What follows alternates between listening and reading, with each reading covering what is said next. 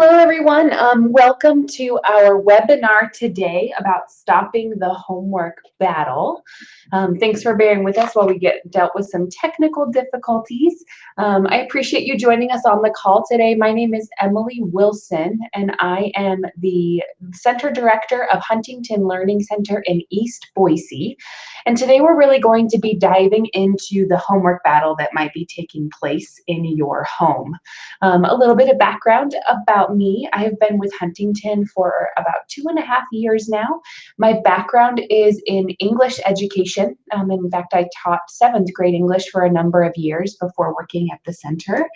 Huntington is accredited with the Western Association for Schools and Colleges, and we deal with a lot of different families who are struggling with everything from phonics, reading, math, ACT, SAT, GRE, and GED, all the way through to adult learners.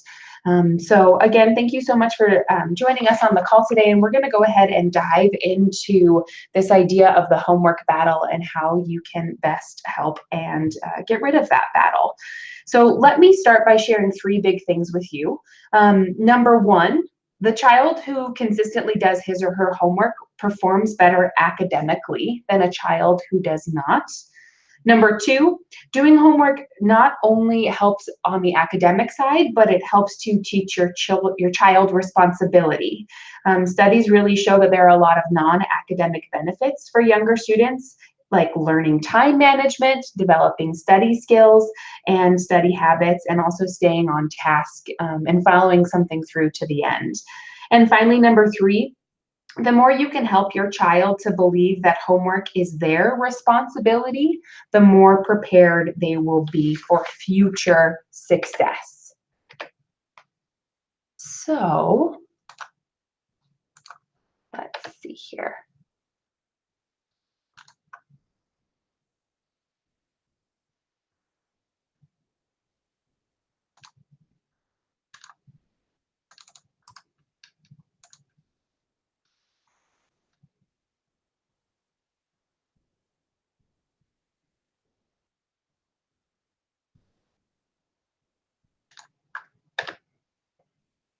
Okay, so let's take a look here in terms of the homework battle. It is something that is a real stress that you're dealing with at home right now. So we really believe here at Huntington that homework is a crucial part of the child's learning, of any child's learning. It helps students learn self-discipline, organizational skills. It reinforces what they learn in the classroom, and it helps to expand upon classroom learning. So we all know that that homework piece is really worthwhile. However, there are a lot of ways that your child might resist homework. So you might find that it's frustrating or pointless. They might resist it on a nightly basis.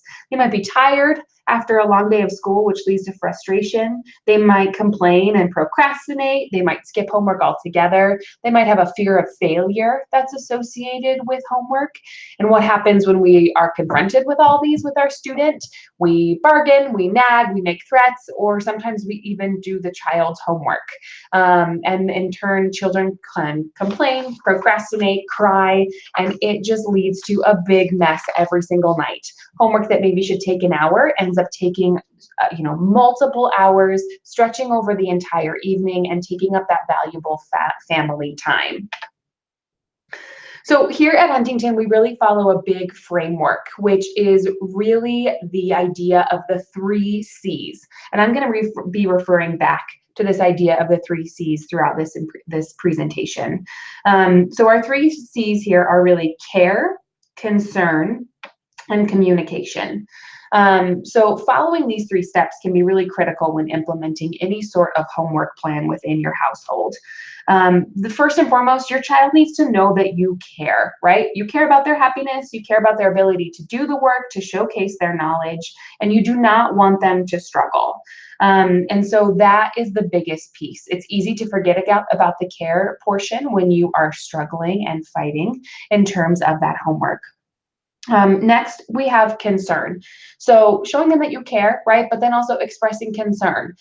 I'm concerned that you're not doing your homework because, right, it's not showcasing your knowledge, you're not expanding on other classroom activities. And lastly, it's so important for parents and students to communicate. Um, the idea of the homework struggle needs to be addressed by creating a dialogue with your student. And I cannot stress that enough. This should not turn into you telling the child exactly what they should be doing. You really should enter into a dialogue in order to make your homework time the most effective it possibly can be. Um, so really, when it comes down to that doing homework, right, letting your child know that you care, concern and empathizing with your child's situation, and then finally communication. Lay out a plan of action that's going to work for you and for your family. And that can be critical when establishing any sort of homework routine. So really also the Huntington formula is kind of built on these three pieces as well. When you are doing that communication, you are one, setting your expectations. It's really our experience, and if you are an educator, as you know, that setting high but achievable expectations really can help to increase student motivation and also student success. To meet those expectations, however, your child needs to commit to working on them, and you must also commit to helping them to do so. And of course, this also requires effort, right? Your child must strive to achieve the goals that they set. Just as they practice to be good at sports or good at an instrument or an extracurricular activity, they must put forth that work at school as well, and homework is a really big portion of that piece. I think that this quote here at the bottom is really important. According to the Harvard Family Research Project, a strong form of parent involvement is expectations, right? So parents who hold high expectations for their children communicate them clearly and encourage their students to work hard in order to attain them can make a significant difference in their success. So let's take a look then here at the Huntington method. So it is first and foremost that we are positive, right? So we always have a positive approach when it comes to any sort of effective encouragement and feedback with a student. We all know that being positive is much better than the lectures, the guilt trips, or the intimidation that might come into play when it's homework time. We know that that can devolve to tears, more of a power struggle, and so staying positive is key. So the very first thing here is establish a basic homework routine. Make it consistent, make sure that you follow through each and every day.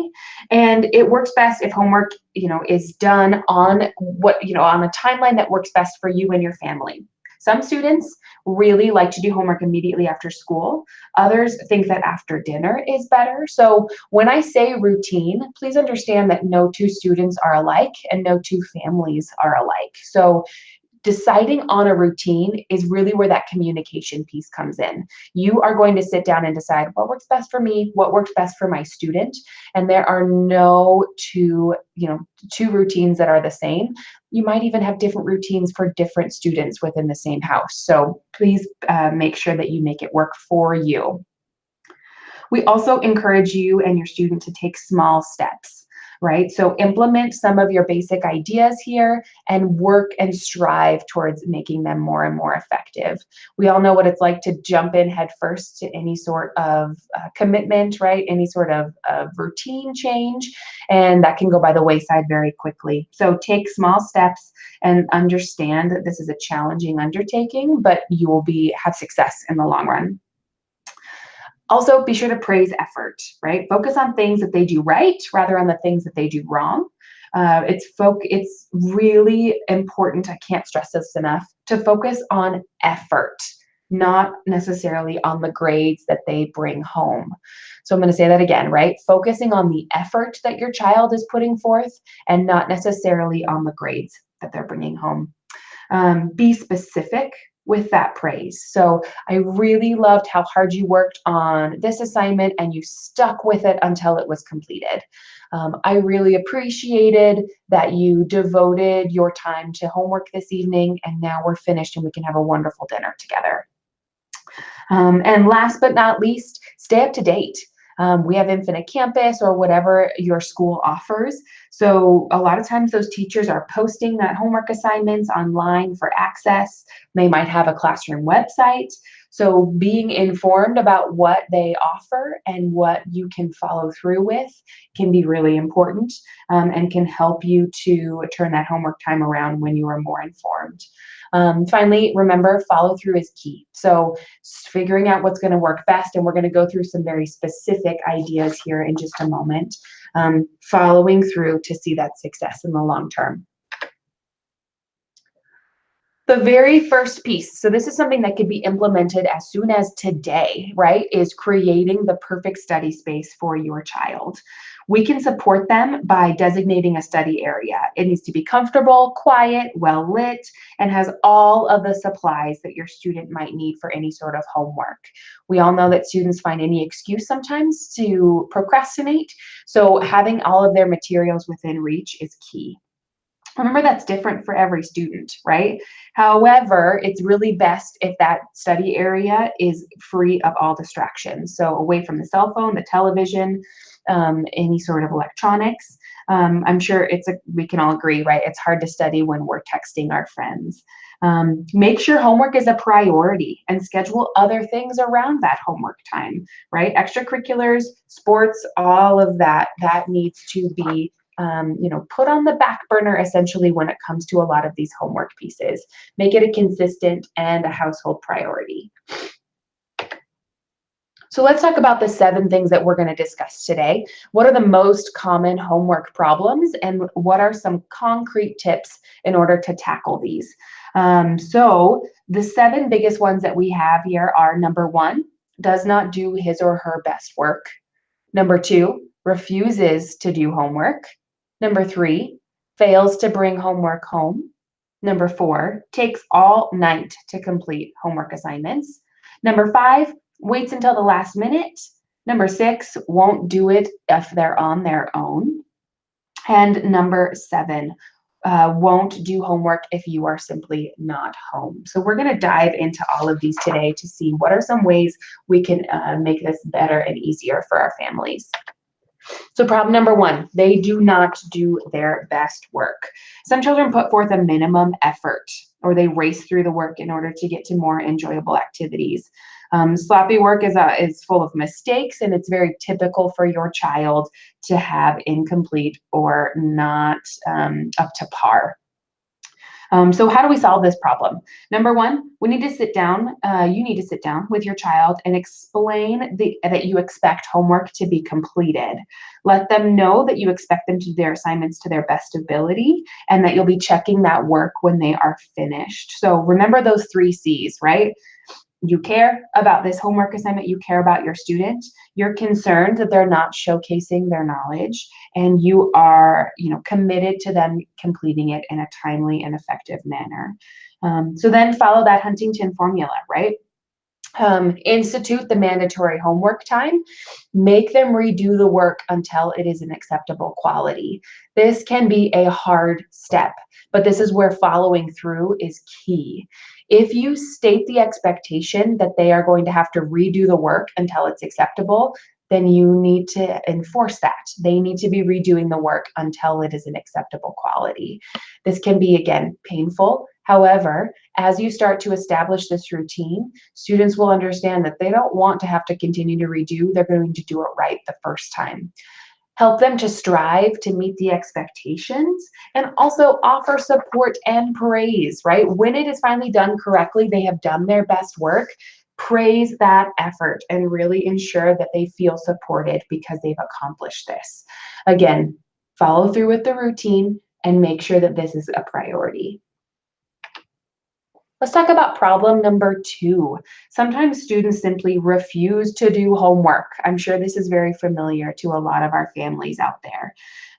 They just don't want to do the homework, whether it's they don't find the value in it, or possibly there are some skills issues. So really the key piece here, if your student is refusing to do their homework, you need to get to the bottom of what truly is going on. So are they refusing because they just don't want to, or is it deeper than that? Are they refusing because they don't have the skills necessary in order to showcase their knowledge on the assignment? And that is what's leading to their frustration. So if that frustration becomes too high, maybe they're just simply refusing to do that piece. So determine first off, do they have a knowledge or skill gap that you need to seek outside help for, whether that is sitting down and trying to reteach the concepts, whether that's reaching out to the teacher, sending an email that evening to discuss your concerns, or finding a third party to help to tutor your child in order to gain those skill pieces. However, once you have established that your student does have the skills to get the work done, you again need to give that child a choice, right? Do your homework during the daily homework time, or there's a loss of privileges. Establish expectations and consequences if they don't meet those expectations, and follow through, whether that's taking away their phone or limiting their computer time, whatever that might mean. Again, no homework, it means no privileges, right? Make sure again that you check that knowledge and those skills. You're working with the teacher and reinforce that mandatory homework time. There's always a reward, right, for the hard work and the better grades, the improved confidence. We see it every day with students here at our center. Once they feel like they can tackle that homework piece, that changes so many other avenues of their academic success. Problem number 3, they fail to bring homework home. Students that have this problem either have a backpack that is completely shoved full of every piece of work that they've ever received from school, or it might be a completely empty backpack. They might forget their assignments, they might claim that they have completed it while at school, and you have probably heard a lot of these excuses. So again, sit down. Tell them you expect the homework assignments to be brought home every night, even if they have finished it at school. Unless it had to be turned in that day, you want to see what they are working on. They also need to bring home any necessary materials for the assignment to be completed. Then, really ensure that if they're using their planner, if they're using a homework app, dedicate their time to reviewing the assignments. So even if they say, oh, no, I finished it at school, state the expectation that everything is brought home, and then they are reviewing and dedicating still time to the homework. In doing this, you teach your child to commit to study time each day, even if it's just for 5 minutes. Reviewing, preparing, all of that is, again, building lifelong skills and teaching them some of those character pieces. If all else fails, contact that teacher, right? So that you can be apprised of all of the homework that's assigned, and then you can help to monitor that aspect with your child. Problem number 4, it takes all night to do assignments. They might get home at 4 o'clock and they're still completing homework at 9. There are a lot of procrastination issues that might come into play here. They might be in a distracting environment, all sorts of things that need to be addressed in order to make your homework time as concise as possible. Your first step is to make sure that they're not working in a distracting environment. Again, go back to that study area. Is it really conducive to completing work on time? Next, use your 3 C's, right? You expect and you care about them getting their homework done in a reasonable amount of time. You are committing to getting the work done, and then also that they need to strive to meet these expectations. A child who takes all night to do homework may require some additional assistance. One thing is that you are going to help them by defining the important tasks for each study session. Make a short list of what needs to be accomplished in the next hour, right? So in this hour, you need to get item 1, 2, and 3 done. That gives them a more tangible list, and they're more willing and likely to tackle those 3 things instead of an entire pile of work. Second, break those tasks down into small manageable chunks, right? So if your child is going to need 2 hours for homework, set up so that they're working in 30-minute chunks with 5-minute breaks. Maybe try some games, right? Like beat the clock. I'm going to give you 20 minutes for this assignment. Let's see if you're able to complete it adequately within that time. We have a lot of parents who are, have not even thought about using just an average kitchen timer, and it revolutionizes their homework time. Home or time can be a real motivator for students, and it can also make sure that that homework is not taking all night. So again, set up a list of priorities and then break it down into 30-minute chunks with 5-minute breaks. Problem number 5, they might wait until the last minute to do homework. So this is the student who at 10 o'clock suddenly remembers that they've had a homework assignment and they're procrastinating. Some of them don't know how to budget their time effectively. Others put it off because there's just other things that they'd rather be doing. So a few ways that you can help is, again, state those expectations. You're there for support, but they need to hold up their end of the bargain and complete the homework.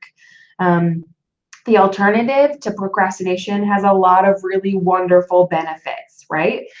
You don't have to, they're not feeling stressed. You don't have to be on their back about that material all the time. And also they can then get the homework done and move on to things that they really do want to work on. This is also a great time to ensure that your student is using a planner or even a planner app.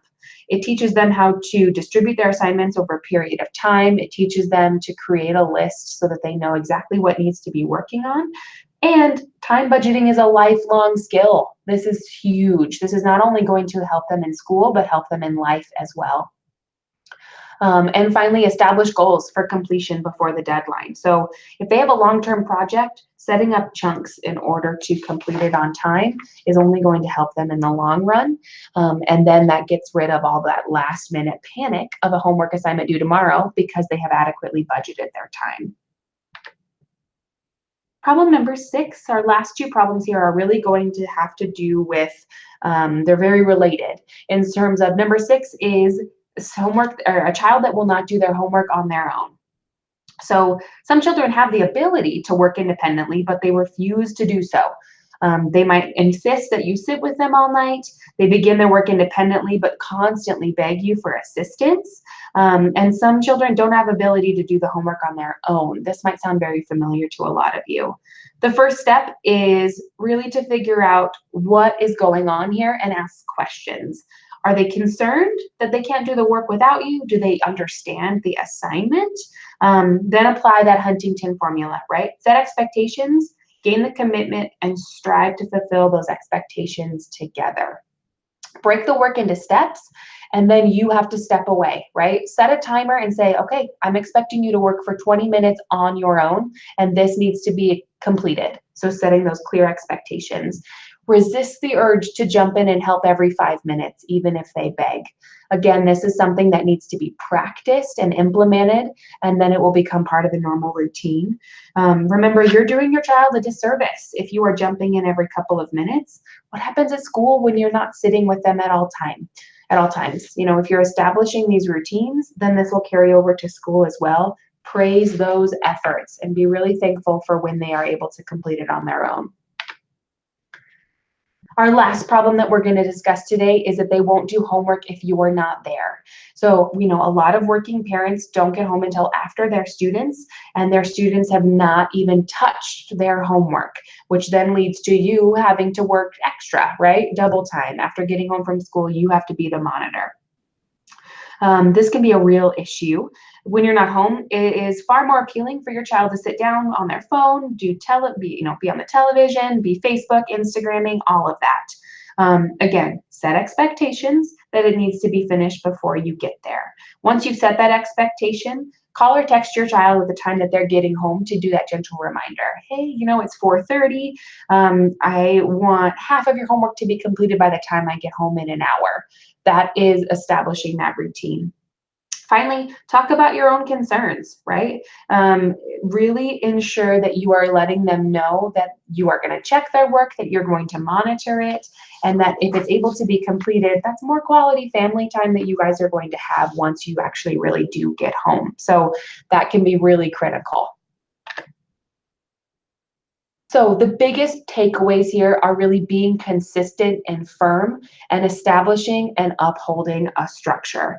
I cannot stress this enough. This is not an overnight problem. If you have a child who is in junior high, you might have been struggling with homework for 5, 6 years at this point. That's not a habit and an issue that's going to be changed overnight. However, it is something that can be unraveled and you can reestablish those healthy homework routines with time.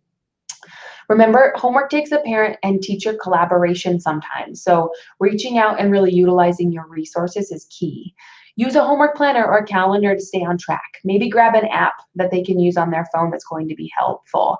And then use that homework monitor, right? Help it to really establish those pieces and make homework time mandatory. Even if it's 5 minutes checking over, noticing that they don't have homework, as long as you make it mandatory, it will be built into your routine, and that will make things really easy and seamless for you.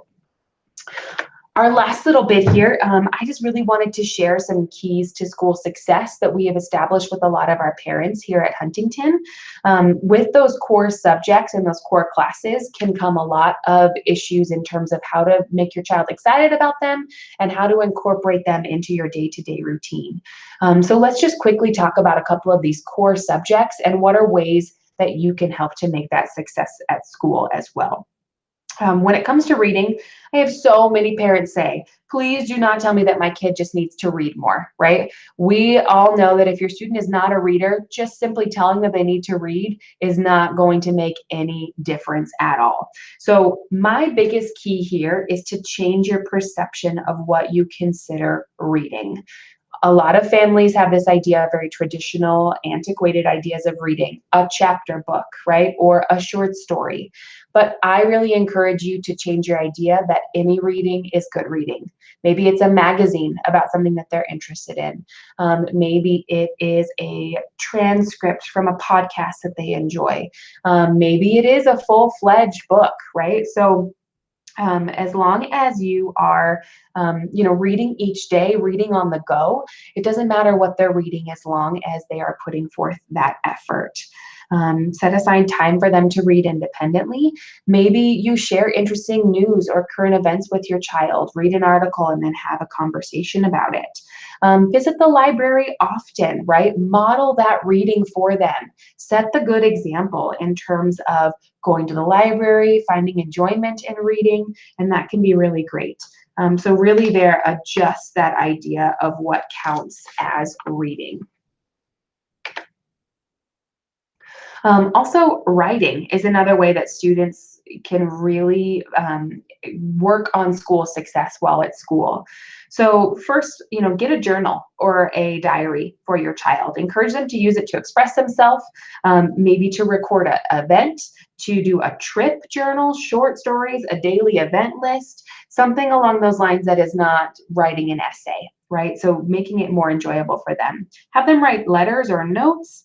Have them write lists. I have a family who, now that their child is more and more comfortable with writing, they do the shopping list every week. The mom goes around the kitchen or the dad goes around the kitchen and dictates what needs to be purchased that week.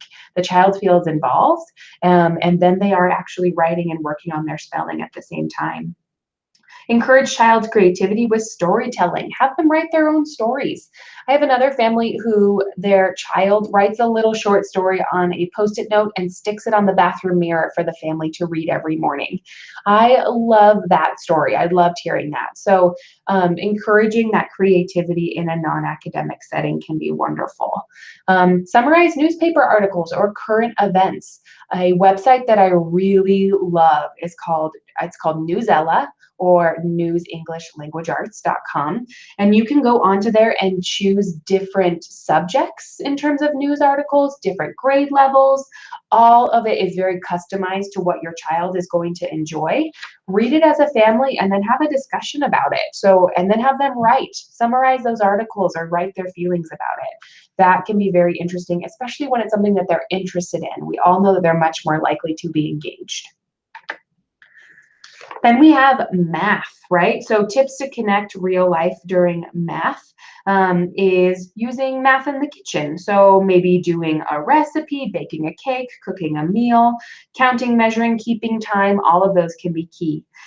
Take your child grocery shopping. Have them estimate your bill as you go along, compare prices, all of that. Sports statistics. This can be really popular with a lot of our students.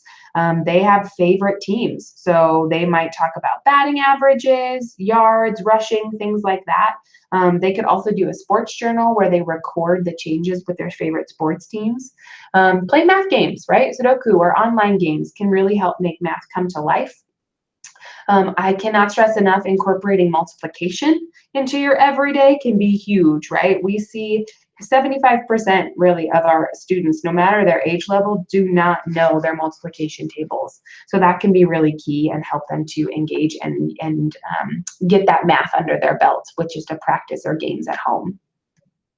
Finally, just some life skills, right? So be concerned, be consistent, communicate effectively. Use life skills to teach these areas, right? So build that character while they're going through.